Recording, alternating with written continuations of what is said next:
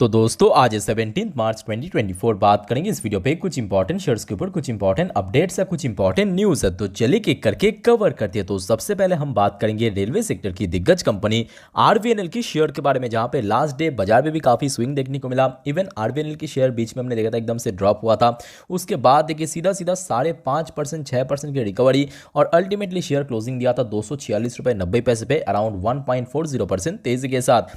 तो देखिए last day ना फ्राइडे के दिन बाजार क्लोज हो जाने के बाद एक बढ़िया खबर आया, जो कि मैं अक्सर भूल दे देता हूँ बट भूल गया था एक्चुअली।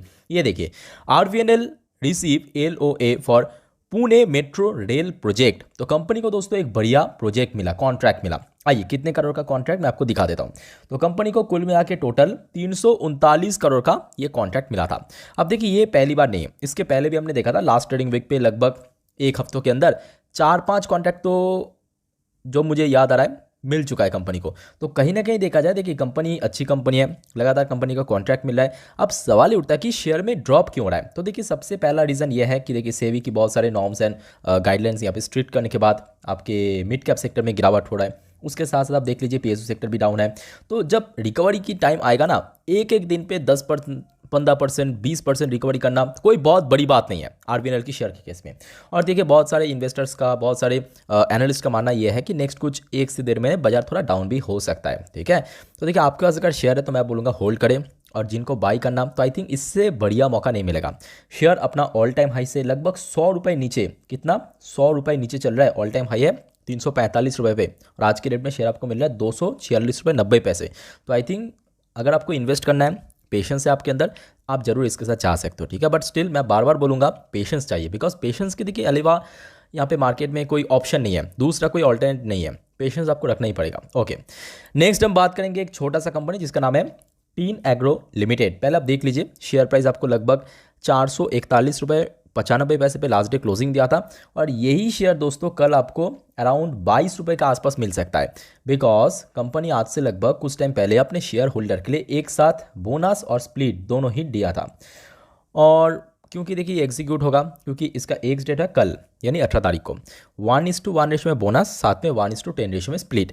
और ये जैसे एग्जीक्यूट होगा प्राइस के अंदर एडजस्टमेंट होगा, तो जिसके कारण आपके पोर्टफोलियो में अगर ये कंपनी का शेयर है और सडन आपने देखा कि कल की रेट पे ये जो शेयर गिर के 22 रुपये समथिंग 22 या 23 रुपये के आसपास पहुंच गया, तो आपको ज़्यादा सोचने की ज़रूरत नहीं, बिकॉज आप एलिजिबल शेयर होल्डर हो जाएंगे। तो उस केस में नेक्स्ट 5 से 7 ट्रेडिंग डेज के अंदर आपके डीमैट अकाउंट में इसका जो एक्स्ट्रा शेयर है वो क्रिएट हो जाएगा। क्लियर हो चुका है। बाकी बात करें, देखिए यहाँ पे इन्वेस्ट करना ना करना वो तो आपके ऊपर है, बिकॉज कंपनी छोटे कंपनी है, और मैं आपको बोलूँगा अच्छे से इसके ऊपर स्टडी करना, एनालाइज करना, उसके बाद देखिए इन्वेस्ट करना ना करना कंप्लीटली आपके ऊपर डिपेंड करता है।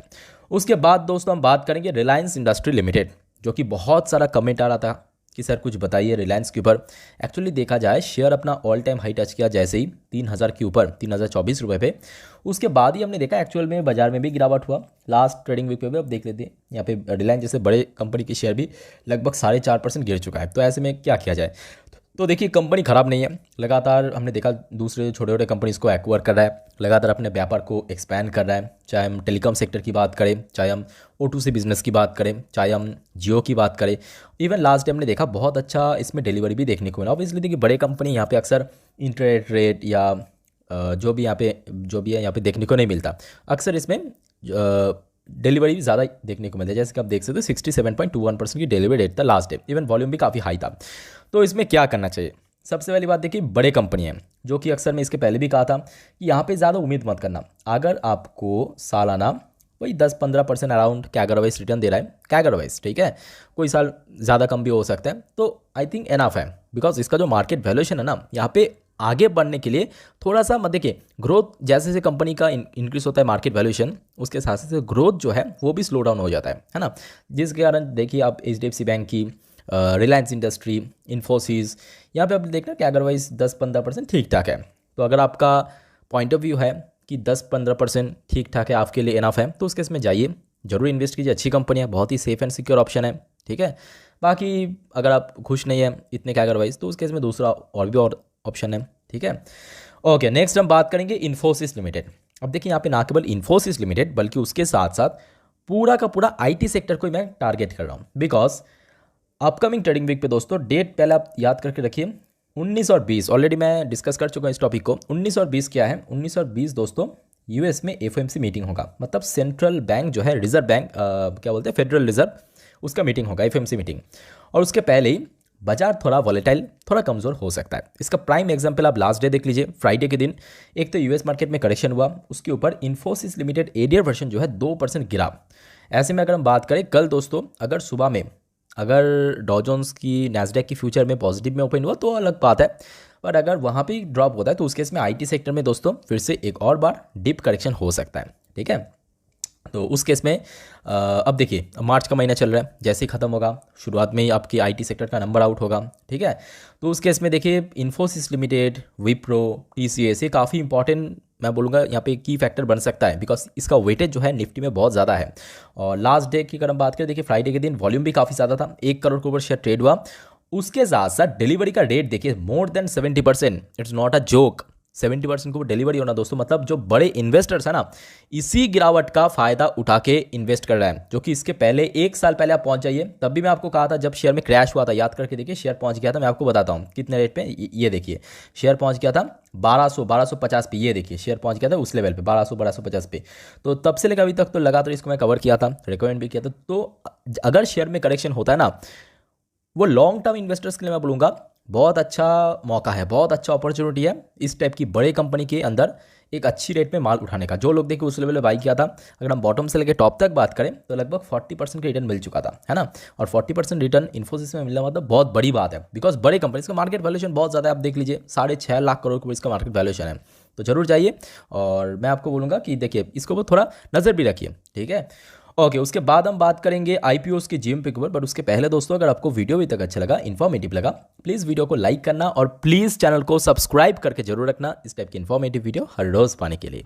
आइए अब एक एक करके जीएमपी देख लेते हैं आईपीओस का। छाता फूड, क्या छाता फूड बीएससी एसएमई 8.93%, क्या कुछ नाम रख देता है, मतलब जो भी है। केपी ग्रीन इंजीनियरिंग अच्छी आईपीओ है, 26.39% की प्रीमियम चल रहा है, ऑलरेडी ओपन हो चुका है। इन्फ्यूज सोल्यूशन, इसके ऊपर आज सुबह ही मैं रिव्यू कर चुका हूँ, अगर आपने नहीं देखा एक बार चैनल पे विजिट कीजिए। ये वीडियो खत्म करने के बाद, बहुत बढ़िया आईपीओ है, एआई बेस्ड कंपनी है, एआई बेस्ड कंपनी। ठीक है, प्रीमियम चल रहा है 35%। क्रिस्टल इंटीग्रेटेड सर्विस 8.5% के प्रीमियम। उसके बाद रॉयल सेंस 54% के प्रीमियम। सिग्नोरिया क्रिएशन डॉट 100% के प्रीमियम। उसके बाद प्रथम ईपीसी 34% के प्रीमियम में चले ग्रे मार्केट पे।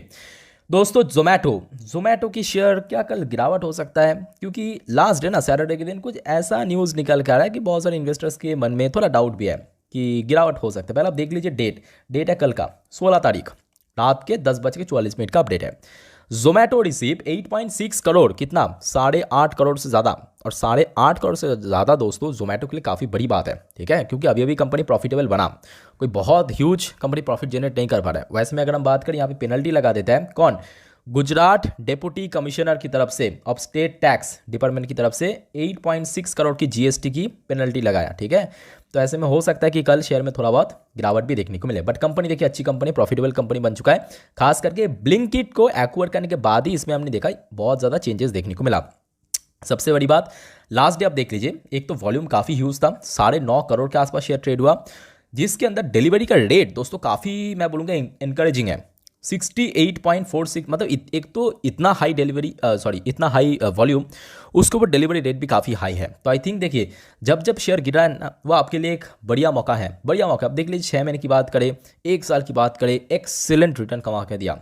ठीक है, तो इस टाइप की शेयर मैं बोलूँगा बहुत ही फ्यूचरिस्टिक कंपनी है। और स्विगी, जोमेटो, एक दो ही कंपनी है इस पर्टिकुलर सेक्टर में, हो सकती है और भी बहुत कंपनी आएगा, बट अभी की अगर हम बात करें, मार्केट डोमिनेट कर रहा है जोमेटो, स्विगी, तो आई थिंक जाना चाहिए। ठीक है, okay, last and final update दोस्तों हमारी इस लिस्ट में टाटा मोटर्स। अब देखिए टाटा मोटर्स में ना बहुत सारे इन्वेस्टर्स को लग रहा है क्या शेयर क्रैश हो जाएगा। ये मेरा कहना नहीं है, जैसे कि मैं थंबनेल को मेंशन किया ना, क्या शेयर में क्रैश होगा, वो आप लोगों का क्वेरीज है एक्चुअली, बहुत सारा कमेंट आ रहा था। तो बेसिकली लोगों के दिमाग में ये सवाल इसीलिए आ रहा है क्योंकि हाल फिलहाल में हमने देखा कि इंडियन गवर्नमेंट ने जो यहाँ पे इंपोर्ट ड्यूटी है ईवी के ऊपर, इलेक्ट्रिक व्हीकल्स के ऊपर, वो पहले था 70% से लेकर 100% तक, ठीक है, उसको कम करके 15% दे दिया। तो इसमें फ़ायदा किसका होगा, ऑब्वियसली टेस्ला जैसे बड़े कंपनी। अब क्योंकि टेस्ला इंडिया में आके अपना माल बेचेगा, अपना जो प्रोडक्ट है वो बेचेगा, बहुत सारे लोग इसके साथ टाटा मोटर्स को कनेक्ट करें। तो देखिए ये कंपैरिजन करने से मैं बोलूँगा ये बेकार की कंपैरिजन है। कि इसीलिए क्योंकि टाटा मोटर्स और टेस्ला का जो टारगेट कस्टमर ना वो एकदम डिफरेंट है। मैं आपको थोड़ा एग्जांपल देता हूँ। टेस्ला का कार की जो प्राइस है ना, एवरेज प्राइस आप देख लेना, आप मैं यहाँ पे देख चुका हूँ, लगभग 50 से 60 लाख के है एक कार। हाई रेंज पे भी है, करोड़ के ऊपर भी है। टाटा मोटर्स का जो ईवी है, मैं यहाँ पे ईवी की बात कर रहा हूँ, टाटा मोटर्स का जो ईवी है ना, उसका एवरेज जो प्राइस है, आपको टाटा नेक्सन की बात करें, टाटा टियागो की बात करें या एल्ट्रॉस की बात करें, जिसका भी ईवी वर्जन है देख लेना, लगभग वही 15 से लेके 22 लाख के आसपास आपको मिल जाएगा। तो मतलब टाटा मोटर्स की जो टारगेट कस्टमर है मिडिल क्लास फैमिली, और टेस्ला का जो टारगेट कस्टमर है हायर क्लास फैमिली। तो जिस वजह से मैं बोलूँगा यहाँ पे कोई कंपैरिजन नहीं होता, ठीक है। तो जिस वजह से हाँ, अगर गिरावट होता है, क्रैश होता है, तो कोई दूसरा रीज़न हो सकता है, बट इस रीज़न की वजह से दोस्तों कभी नहीं होगा, ठीक है। होपफुली उसको क्लियर हो चुका है। बाकी इस वीडियो को वाइंड अप करता हूँ, मिलते हैं नेक्स्ट वीडियो पे, तब तक के लिए टेक केयर, बाय बाय, जय।